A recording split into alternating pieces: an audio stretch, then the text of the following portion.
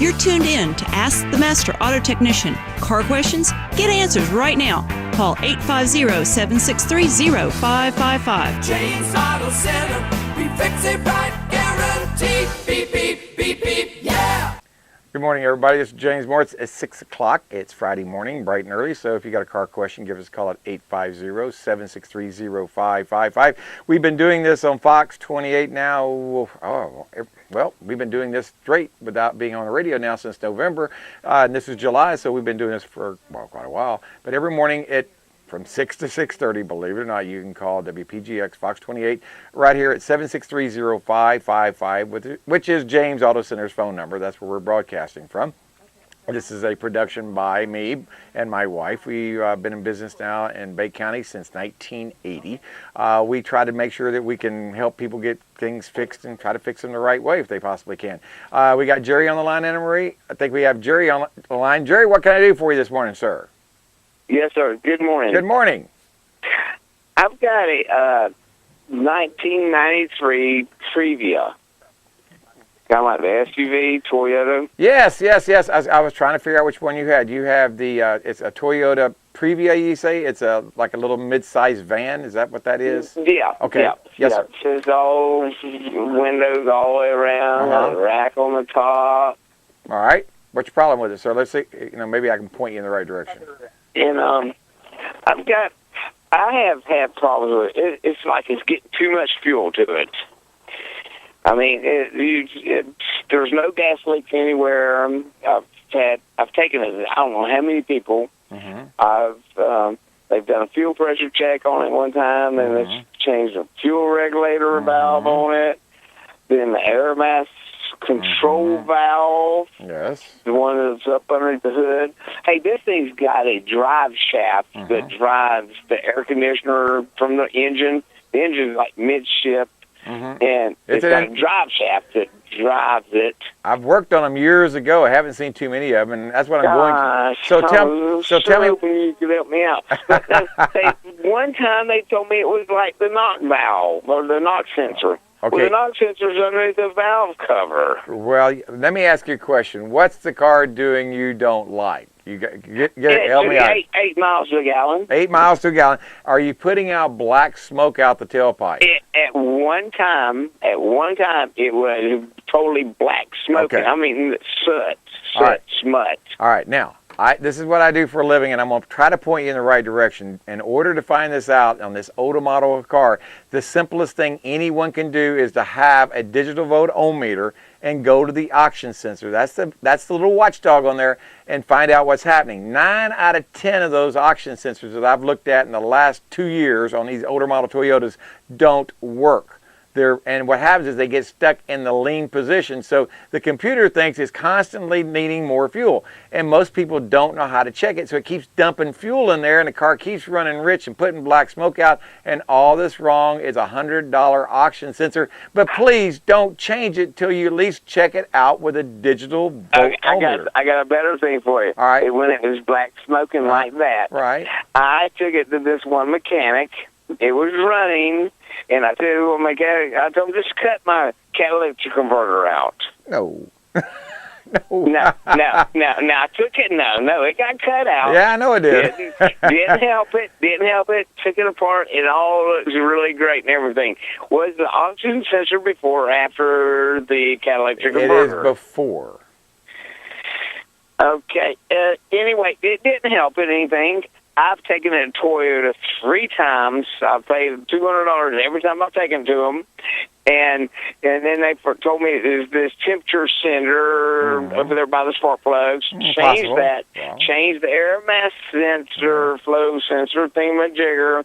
I've changed that little thing around where the carburetor should be around the intake manifold. I've changed just about every component there is. All right, well, here's what I'm going to say. Since we've got one that's had all these things done to it, this is what I can do for you. Are you able to drive the car any at all?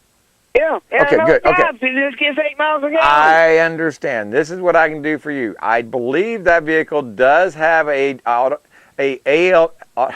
assembly line diagnostic link or a data link that I can plug in my scanner. Believe it or not, on this older model car, I do have one of those scanners, and I can what get data. time you want me to bring it in? Tell you what, you be here this morning about 9 o'clock, and let's see what we can do for you. I will bring it there. All right. And no, see, I still have the catalytic converter too. That's fine. It's good. I can get it installed back in. My wife has your phone I've taken that Toyota 3 times. They've told me it was my computer. They've already told me to change this, change this, change this. They said change your computer. The computer for $1,500. We can get this thing running right. $1,500. I've been to and got through online and da-da-da. I've got online. I've already been through 3 computers. You think 3 computers are bad? It's very unlikely. It is. It's very unlikely. I've got to get who have I got? Winford over there. I got Winford. I got to talk about on his 2003 Grand Prix. So I'll see you this morning around 9 o'clock. Okay, there, Jerry. I will be there. Sounds good. Well, no, I'll probably send my girlfriend there because I got to go to. Well, send someone to me, okay? Well, let's get Winford over here on a 2003 Grand Prix. Winford, what is your question about your 2003 Grand Prix? Yes, sir. Well, it was running fine for Mr. James, and then it would just go dead. Just go dead. And I could crank it up. All right. 5-10 minutes, and it would run some more. Mm-hmm. And then it just went out and wouldn't crank up no more. Okay. And we checked the ignition. Mm-hmm. The car would turn it on. And check engine light. It would pulse, go off and on. That's for the injectors. Yes, sir. Okay. All right. It would go off and on about 20 seconds, and it would quit. Uh-huh. And we checked all the powers and the grounds that go into it and all that. It isn't a problem. The engine will run as long as you put a carburetor cleaner Uh-huh. in it. Now, what that... The injector Right. will not fault. Your security key, it shows to be fine. Okay, wonderful. So it sounds like you know if the security key's fine, you know the anti-theft's not in there, and if you take carburetor cleaner and while you crank the car up, you spray down it, the car runs. Is that correct? Yes, it will. Okay. But it will not spray no fuel from the injector. Right, absolutely. But you did tell me the injectors are blinking when y'all tested them. They blink, yep, blink, when blink, blink. When you turn on the car. Absolutely. Now, that's wonderful. That tells me that the computer, it doesn't see the car as being stolen. It sees that the injectors are trying to be controlled. What you haven't told me is what's the fuel pressure? Oh, that I don't know, Mr. Well, I'm going to tell you right now, on that vehicle, in a 2003 Grand Prix, it's supposed to be between 32 to 40 PSI. That's what it's supposed to be. What you're describing, in my opinion, is a bad fuel pump. Now, here's what I want you to do. Call me crazy on this one. I want you to be able to get underneath the car and take a rubber hammer, and when someone's cranking the car, trying to make it start, beat on the bottom of the fuel tank with a rubber hammer or a shoe or something. A lot of times that's enough of a vibration to jar the brushes loose on the fuel pump to make the car start and run. Okay. I'm not telling you that's what. Try that, and if it does start and run, congratulations, you get to put a fuel pump in this vehicle. But I tried the fuel pump. You can turn it on, you can hear the fuel pump running and hit a pump up and quit. Well, now I understand it pumps up. Okay, and well, that's good that it's doing that. But still, I've had cars that pump up. You hear the fuel pump work, and they're spinning, but they're not putting any pressure out. Okay. You've got to have to get this car to run on that system. You've got to have a minimum of 20 psi for this car to even try to run. Yes, sir. And if you got a bad fuel pump, I've seen them just sit there and spin. Zing, they'll do 10,000 RPMs, but they're putting zero pressure out. And I've seen some of them that'll spin, and they're so restricted from a fuel filter, or so restricted from something that it will not even allow the fuel to pass through. Not often, but it does happen. But it sounds to me, you were describing to a T a fuel pump problem, even though you hear the fuel pump come on. I really want you to, if you possibly can, get a fuel pump pressure reading. There's a Schrader valve on that engine. It goes to the very, very top, if I'm not mistaken. Is there not one on that vehicle that we can test the fuel pressure? Do you know if what I'm talking about, sir, on the fuel rail? No, sir. Okay.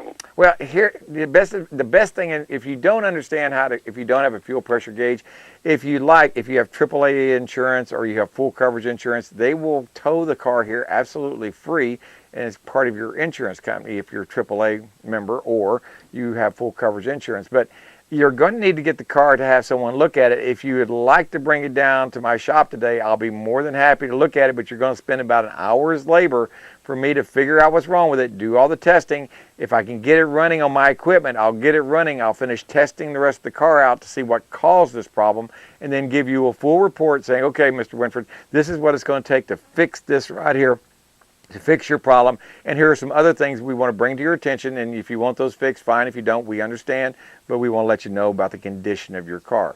That's something I can do this morning if you're interested. Okay, thank you, my brother. I appreciate it. You're very, very welcome. If I can help you out, give us a call. Same phone number, 763-0555. Hey, this is James Morris. If you got a car question, give us a call, 850-763-0555. I'm trying to help people. Whoa, that didn't feel good. I try to help point people in the right direction and get them going in the right direction. Sometimes things that seem overwhelming to people that don't work on cars a lot are really quite simple to me. And then sometimes I get things that that just seem so hard to me that other people look at it and go, man, I don't see why it's so hard. It's just sometimes you can't see the forest of the trees. Sometimes you kind of get a mental block and going, well, that's working, so this has got to be working. Well, in automotive repair, you never assume anything. You know what happens when you assume. It can make an ass out of you and me. And we got about a minute or so before I have to go to break. And when I get back from break, we're going to go to Rob Lapham. He's running Rob for Congress, and this is going to be a special edition for him where we're going to be talking about this on YouTube. And so we're not going to be able to put this section on on WPGX Fox 28 because of the rules and regulations to, well, campaigns, and we don't want to get anyone in trouble, including myself or the television station. So, if you're subscribed to my YouTube channel, or if you just want to know more about it, you can go to James Auto Center of Panama City. Check out our Facebook wall, and normally I'll have it posted on that. Or Rob for Congress. That's a good one because I know it's going to be posted on robforcongress.org. That's where we're going to be posting this. Probably about 10 o'clock this morning. You should be able to see it if you missed it. James Auto Center, we fix it right.